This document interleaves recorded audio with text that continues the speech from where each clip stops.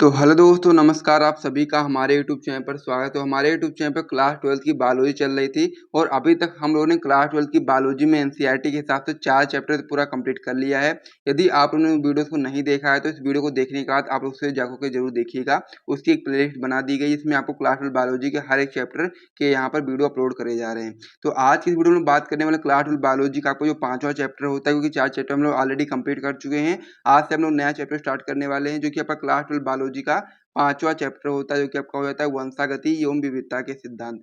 ये आपका class 12 biology का सबसे ज़्यादा महत्वपूर्ण चैप्टर होता है और इससे आपके बोर्ड एग्जाम में बहुत सारे क्वेश्चन बोर्ड एग्जाम में देखने को मिलते हैं। यानी कि बहुत सारे क्वेश्चन इस चैप्टर से आपके बोर्ड एग्जाम में आते हैं। तो इसीलिए क्लास 12 बायोलॉजी का बोर्ड एग्जाम के दृष्टिकोण से ये चैप्टर बहुत ही महत्वपूर्ण होता है। तो इसीलिए इस वीडियो को बिल्कुल भी स्किप मत करिएगा और साथ ही में इसके जितने भी लेक्चर आएंगे उन सभी लेक्चर को अच्छे से तरीके से पढ़िएगा, ताकि आप अपने बोर्ड एग्जाम में बहुत ही अच्छा स्कोर कर पाएँ। तो चलिए वीडियो को आप लोग जल्दी से लाइक कर दो, चैनल को भी सब्सक्राइब कर दो, साथ ही वीडियो को अपने दोस्तों के साथ शेयर भी कर दीजिए। फिर हम लोग वीडियो को स्टार्ट करते हैं। क्लास 12 बायोलॉजी का आपका जो सबसे ज़्यादा महत्वपूर्ण चैप्टर होता है, चैप्टर नंबर 5, जो कि आपका क्लास 12 बायोलॉजी का यूनिट सेकंड होता है, उसका पहला चैप्टर होता है वंशागति एवं विविधता के सिद्धांत। इसको हम लोग समझना स्टार्ट कर देते हैं।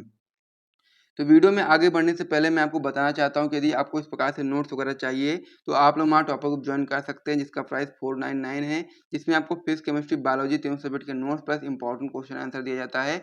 डिस्क्रिप्शन बॉक्स में आपको हमारा व्हाट्सएप नंबर मिल जाएगा, वहाँ से आप लोग ज्वाइन करना चाहते हो अगर आप लोग, तो आप लोग वहाँ से व्हाट्सएप नंबर पर व्हाट्सएप मैसेज करोगे, वहाँ पर आपको सारी जानकारी मिल जाएगी कि कैसे आप लोग टॉपर ग्रुप को ज्वाइन कर सकते हैं। तो ये सारी चीज़ आप लोग समझ गए होंगे। तो चलिए अब हम लोग अपनी वीडियो की बात कर लेते हैं। तो हम लोग क्लास 12 बायोलॉजी का आपका जो 5वां चैप्टर है उसको हम लोग स्टार्ट करने वाले हैं, जो कि आपका क्लास 12 बायोलॉजी का आपका जो सेकंड यूनिट होता है उसका पहला चैप्टर होता है, जो कि आपका होता है वंशागति एवं विविधता के सिद्धांत। वेरी इंपॉर्टेंट चैप्टर होता है। तो आइए हम लोग उसको समझते हैं।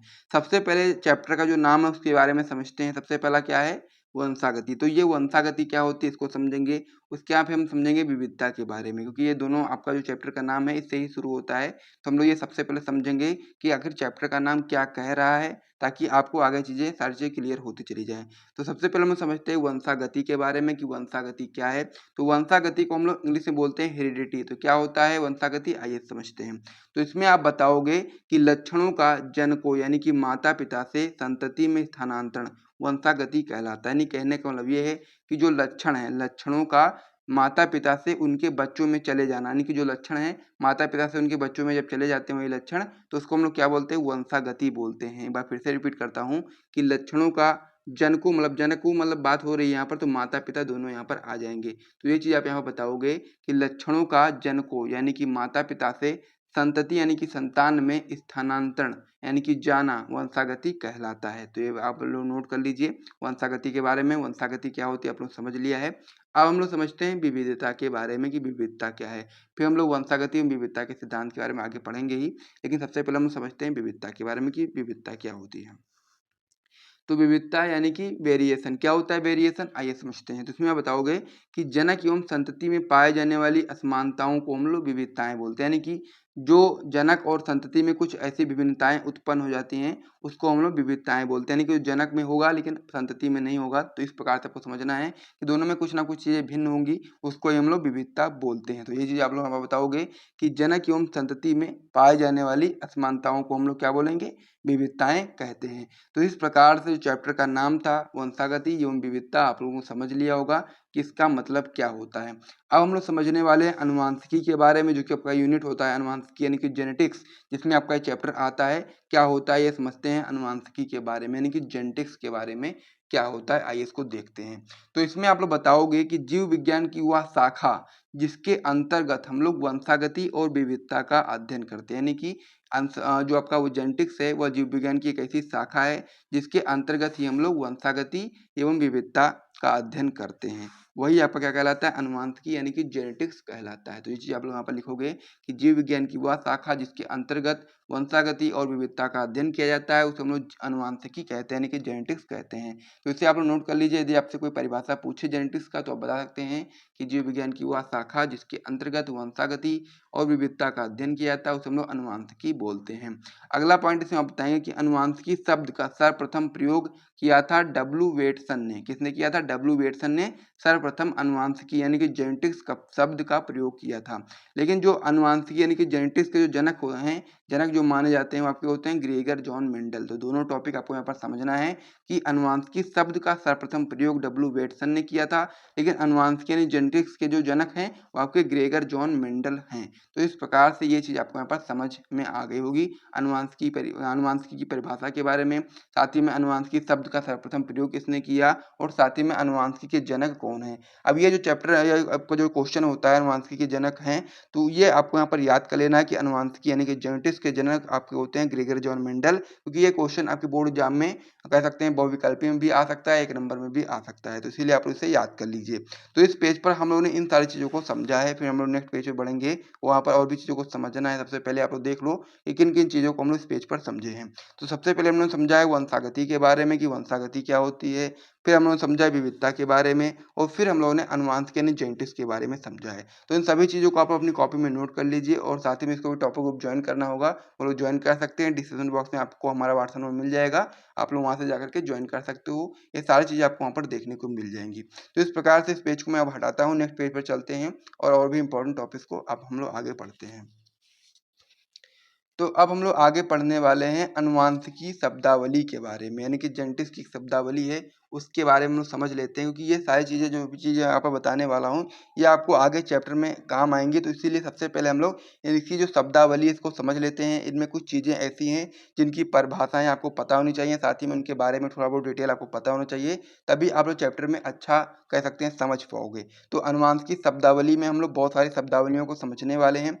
सबसे पहला नाम आपका आता है जीन। क्या होता है जीन, आइए इसको समझते हैं। तो इसमें आप बताओगे कि जीन अनुवांशिकीय लक्षणों को एक पीढ़ी से दूसरी पीढ़ी में पहुंचाता है, यानी कि जीन का काम क्या होगा, जो जीन होता है वो आपका जो अनुवांशिक लक्षण होते हैं उसको एक पीढ़ी से दूसरी पीढ़ी में पहुंचाने का कार्य करता है, उसे ही हम लोग जीन बोलते हैं। और मेंडल ने इसे कारक कहा था। सबसे पहले मेंडल ने जीन को कारक कहा था और बाद में फिर इसका नाम जीन पड़ा, और जीन का जो नाम है, जो जीन शब्द है, इसका सर्वप्रथम प्रयोग जोहानसन ने किया था। ये भी आप लोग यहाँ पर याद कर लेंगे कि जीन शब्द का सर्वप्रथम प्रयोग जोहानसन ने किया था। हालांकि पहले इन्होंने जो मेंडल है उन्होंने जीन को कारक कहा, लेकिन बाद में इसका नाम जीन पड़ा जो कि जोहानसन ने रखा था। तो इस प्रकार से जीन के बारे में आप लोग समझ लीजिए कि जीन आनुवांशिक लक्षणों को एक पीढ़ी से दूसरी पीढ़ी में पहुंचाता है। दूसरा पॉइंट इसमें आपको यहाँ पर याद रखना है कि मेंडल ने इसे कारक कहा था और जीन शब्द का सर्वप्रथम प्रयोग जोहानसन ने किया था। ये भी आपको यहाँ पर समझ में आ गया होगा। तो पहली जो शब्दावली थी, पहली जो परिभाषा थी, आपको समझ में आ गई होगी। अब हम लोग दूसरे की ओर बढ़ते हैं। तो दूसरी परिभाषा आपकी इसमें होती है एलील।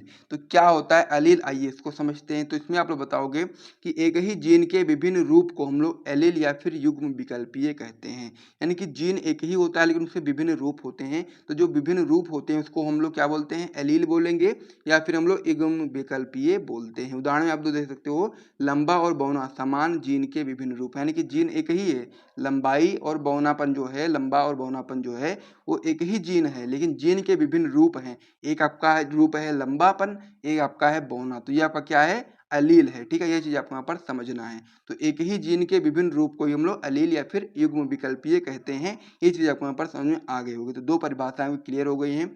तीसरा आपका इसमें होता है फिनोटाइप। फिनोटाइप क्या होता है, आइए इसको समझते हैं। इसमें आप बताओगे किसी जीव के बाह्य लक्षणों को हम लोग फिनोटाइप बोलते हैं, यानी कि जो लक्षण बाहर से दिखाई देते हैं उससे हम लोग फिनोटाइप बोलते हैं, वही आपका फिनोटाइप होता है। आगे बताओगे आप लोग कि जो जीव से बाहर से दिखाई देते हैं। एग्जाम्पल के रूप में आप बता सकते हो आंख का रंग, जो कि बाहर से आप लोग देख सकते हो। पौधे का लंबापन देख सकते हो, पौधा छोटा है तो बौनापन बता सकते हो। ये आपका क्या है, ये सभी जो लक्षण हैं ये आपके हैं फिनोटाइप लक्षण है। तो इससे आप लोग समझ गए होगे बहुत ही अच्छे तरीके से, कोई भी दिक्कत वाली बात नहीं है। आप अपनी कॉपी में नोट करोगे, एक दोबारा पढ़ोगे, आपको दिमाग में बैठनी चाहिए चीज़ें, ताकि आप लोग को ये समझ में आता रहे। कहीं पर भी वर्ड आ जाए तो आपको पता रहे कि फिनोटाइप क्या है, जीनोटाइप क्या है, जीन क्या है, ये सारी चीज़ आपको यहाँ पर पता होनी चाहिए। तो ये अभी आप लोग याद कर लीजिए, ये भी आपका परिभाषा में आ सकता है बोर्ड एग्जाम में, तो इसीलिए आप लोग इसे याद कर लेंगे।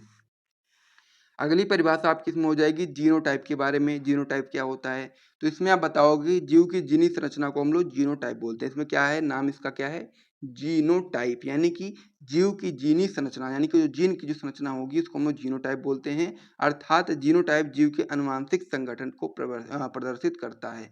ये चीज़ आपको ऊपर समझना है। फिनोटाइप क्या था, जो बाहर बाहर से लक्षण दिखाई देते हैं उसको हम लोग फिनोटाइप बोलते हैं। जीनोटाइप में ये होता है कि जीव की जो जीनी संरचना होती है, जो जीन की संरचना होती है, उसको हम लोग जीनोटाइप बोलते हैं। ये भी आपका बहुत ही अच्छे से क्लियर हो गया होगा। कुछ इसमें है नहीं, आपको केवल पढ़ना है, समझना है, आपको समझ में आ जाएगा, बहुत अच्छी बात है। 5वां पॉइंट आपका इसमें हो जाएगा, जो 5वां परिभाषा है आपका हो जाएगा जीन बिंदु। क्या होता है जीन बिंदु? यानी कि इंग्लिश में बोलते हैं इसको हम लोग जीन लोकस। क्या होता है जीन लोकस? इसमें बताओगे गुणसूत्र के जिस स्थान पर जीन पाया जाता है, यानी कि गुणसूत्र जो होता है उसके जिस स्थान पर जीन पाया जाता है उसको हम लोग जीन बिंदु यानी कि जीन लोकस कहते हैं। तो इस प्रकार से आपके यहाँ पर 5 परिभाषाएँ कंप्लीट हो चुकी हैं, और भी परिभाषाएँ हैं जिसे हम लोग नेक्स्ट वीडियो में करने वाले हैं, यानी कि लेक्चर नंबर 2 में करने वाले हैं। इतनी सारी चीज़ों को आप लोग समझ लीजिए, बहुत ही बड़ी बात है आप लोगों के लिए, क्योंकि मैं चाहता हूँ कि आपको जितनी भी चीज़ें डेली बेसिस पे कराई जा रही हैं, उन सभी को आप लोग डेली बेसिस तैयार करते हुए चलो, ताकि आप लोगों ने बोर्ड एग्जाम में अच्छा इसको कर पाओ। अब हम लोग यहाँ पर बात कर लेते हैं लेक्चर में जितनी भी चीज़ों को हम लोगों ने पढ़ा है, उनमें से कौन-कौन सी चीज़ें हैं जो कि आपके बोर्ड एग्जाम में आ सकती हैं, उसके बारे में समझ लेते हैं। तो इसमें जो सबसे पहला नाम आपका आता है अनुवांशिकी के बारे में, इसी परिभाषा के बोर्ड एग्जाम में आ सकती है। अनुवांशिकी शब्द का सर्वप्रथम प्रयोग किसने किया था, ये आपका आ सकता है। और साथ ही में अनुवांशिकी यानी जेनेटिक्स के जो जनक हैं उनके बारे में तो बहुत ही इंपॉर्टेंट है, ये भी आपका यहाँ पर आ सकता है।